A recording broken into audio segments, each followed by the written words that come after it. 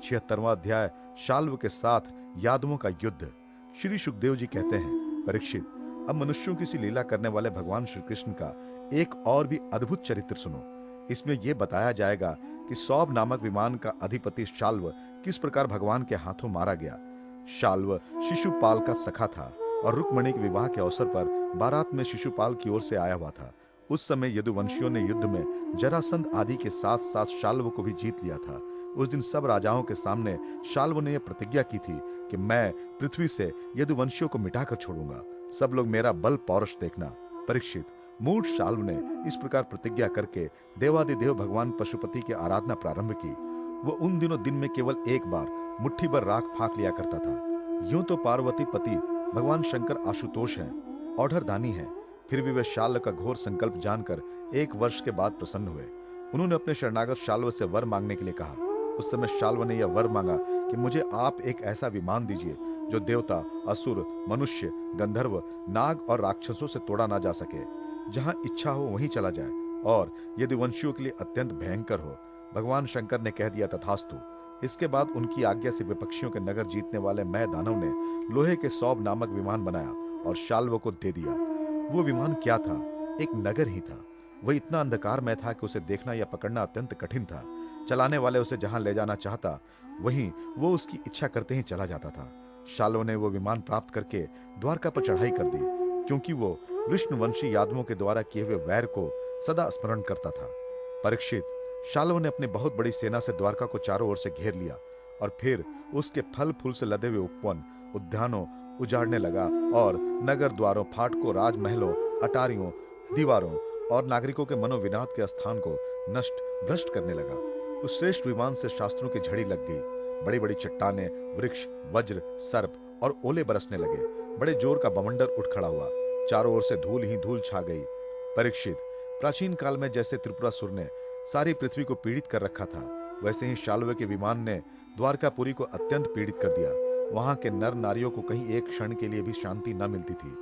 परम यशस्वी वीर भगवान प्रद्युम्न ने देखा हमारी प्रजा को बड़ा कष्ट हो रहा है। तब उन्होंने रथ पे सवार होकर सबको ढांढस बंधाया और कहा कि डरो मत। उनके पीछे पीछे सात्यकी, चारुदेशन, सांब, भाइयों के साथ अक्रूर, कृतवर्मा, भानुविंद, गद, शुक, शारण आदि बहुत से वीर बड़े बड़े धनुष धारण करके निकले। ये सब के सब महारथी थे। सबने कवच पहन रखे थे और सबकी रक्षा के लिए बहुत से रथ, हाथी, घोड़े तथा पैदल सेना साथ साथ चल रही थी। इसके बाद प्राचीन काल में जैसे देवताओं के साथ असुरों का घमासान युद्ध हुआ था, वैसे ही शाल्व के सैनिकों और यदुवंशियों का युद्ध होने लगा।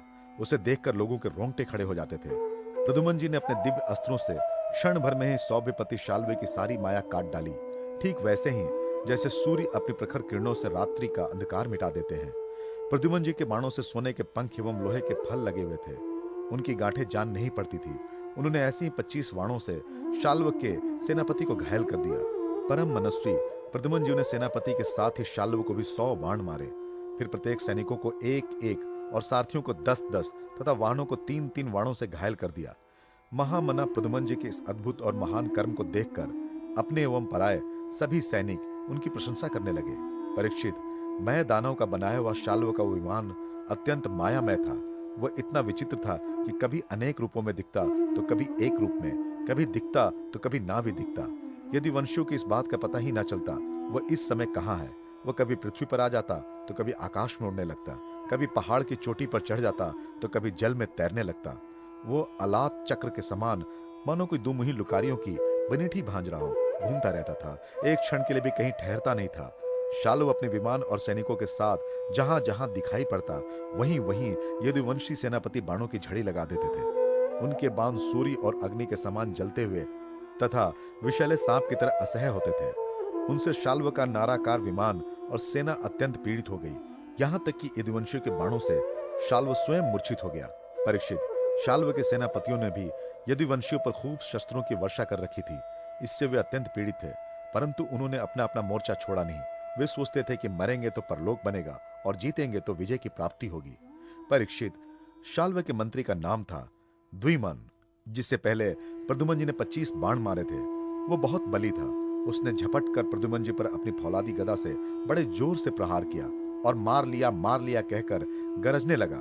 परीक्षित, गदा की चोट से शत्रु दमन प्रद्युम्न जी का वक्ष स्थल फट सा गया। दारुका का पुत्र उनका रथ हाँक रहा था। वह सारथी धर्म के अनुसार उन्हें रणभूमि से हटा ले गया। 2 घड़ी में प्रद्युम्न जी की मूर्छा टूटी। तब उन्होंने सारथी से कहा, सारथे, तूने ये बहुत बुरा किया। हाय हाय, तू मुझे रणभूमि से हटा लाया। सूत, हमने ऐसा कभी नहीं सुना कि हमारे वंश का कोई भी वीर कभी रणभूमि छोड़कर अलग हट गया हो। ये कलंक टीका तो केवल मेरे ही सिर लगा है। सचमुच सूत, तू कायर है, नपुंसक है। बतला तो सही, अब मैं अपने ताऊ बलराम जी और पिता श्री कृष्ण के सामने जाकर क्या कहूंगा?